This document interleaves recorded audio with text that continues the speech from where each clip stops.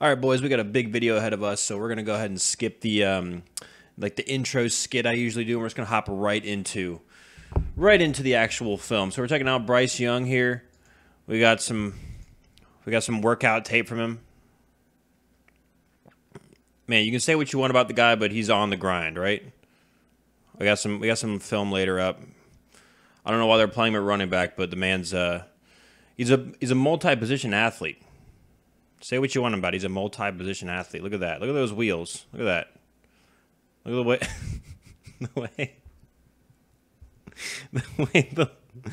the way okay, I feel bad for making fun of whoever this guy is now. The way that lineman picked up whatever this dude's name is just gets me every time, man. Gets me every time. But welcome back, boys. As the pre-video joke goes, we are looking at Bryce Young today. He's good, man. He's really fucking good. He's really. I'm probably gonna title this video like he's almost a perfect prospect or whatever. But like, if he was 2 inches taller and 15 pounds heavier, like he would be like one of the better, quarterback prospects we've seen in the past decade. He is a fucking impressive player. But enough of me rambling on in this intro. Let's dive in. Let's dive in and watch some film of my boy Bryce Young. All right. Despite me having a grand old time complimenting him, the first play is not going to be very complimentary. Now, I only watched, I think like 3 games of his. I mean, obviously, I watch college football for fun, but I only analyzed 3 games of his. I saw a few too many plays that I thought were a little bit reckless, so this is a little bit on the downside. I think this might have just been, it might just be the bias to the games I watched. It might not be a significant problem, but I noticed, I think there was like 3 or 4 plays that I was like, yeah, that's a little reckless. But this right here, this is not an easy throw, I mean, does he have the talent to make this throw? Like, I don't know. There's probably like 3 people in the world that can consistently make this throw right here. But I don't know. I mean, it's a little reckless to try to make that sidearm throw around it. All right, one last bad play from Bryce here. Now, a lot of people, when they say, oh, the quarterback's short, like he's not going to be able to see over the offensive lineman, that's kind of a misnomer. At least in my mind, it's kind of a misnomer. So the average offensive lineman height in the NFL is like 6'4". So these are some tall motherfuckers, right? You add a helmet on top of that, they're going to be like 6'5", 6'6". I mean, you got to have an eye level of like 6'5", 6'6" in order to see over the helmets of like the whole thing of seeing over your offensive lineman doesn't really happen, right? So it's kind of a misnomer to say that short quarterbacks can't see over their offensive linemen, because even tall quarterbacks can't really see over their offensive linemen. It's about your ability to work in and maneuver in the pocket and find throwing lanes and viewing lanes. You got to be able to find patches where you can see the defense between, offensive linemen and defensive linemen, so that you can find your receivers. I mean, unless you're like 6'5", like that's pretty much how it works. When you got to find those throwing and viewing lanes. Now, this is the problem that you run into when you're a short quarterback, is that you can't throw over these guys, right? I mean, his release point is probably, if you include the size of your arm, I would say probably 5, maybe half a foot shorter than a 6'4" quarterback, right? So when his release point's that much lower, it's easier to bat down, of course. So, a taller quarterback can easily probably complete that pass, can probably get it over that D lineman. But that's kind of just a minor concern when it comes to height.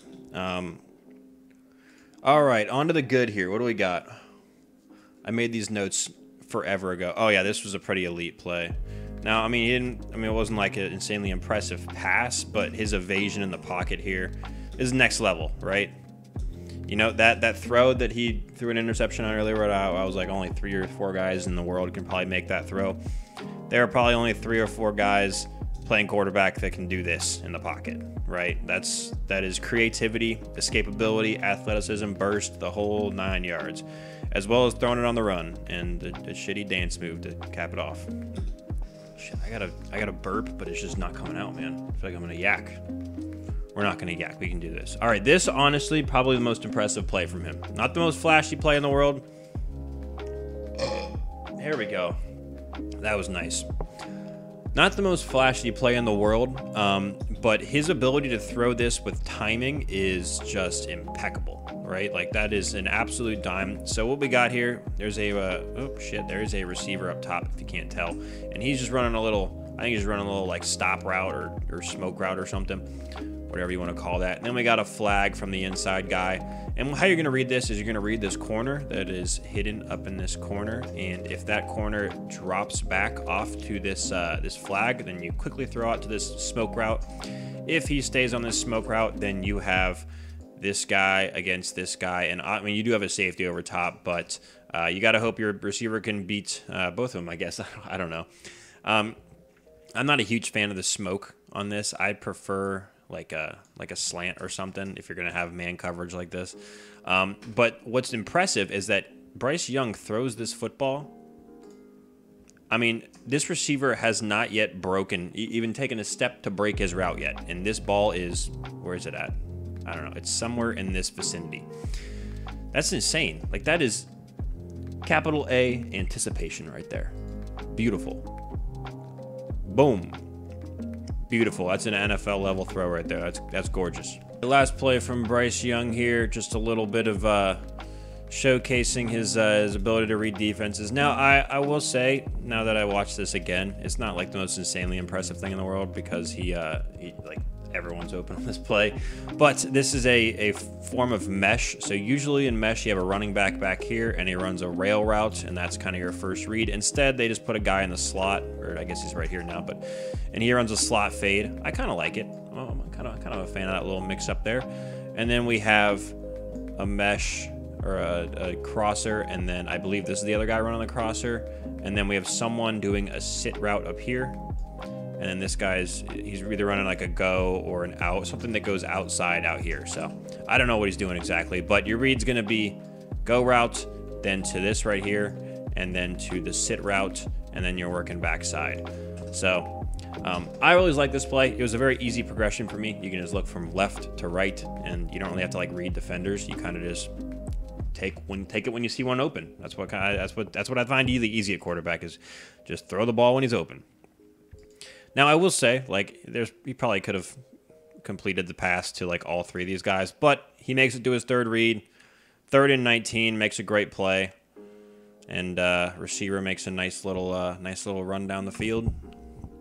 Good stuff, good stuff. Now, one thing I do want to point out, though, is, see this guy right here, right? If this is any other quarterback besides Bryce Young, that's a kill shot. Like, that is an exciting moment in your life right there. You have the chance to just absolutely pummel a quarterback on live national television. But since it's Bryce Young, he has to respect his ability to run the ball because he knows that if he comes at him, then Bryce Young is going to take the fuck off. So a little bit of respect shown from the Auburn defender there. And yeah, receiver makes a good play. He makes a good play. Good stuff all around.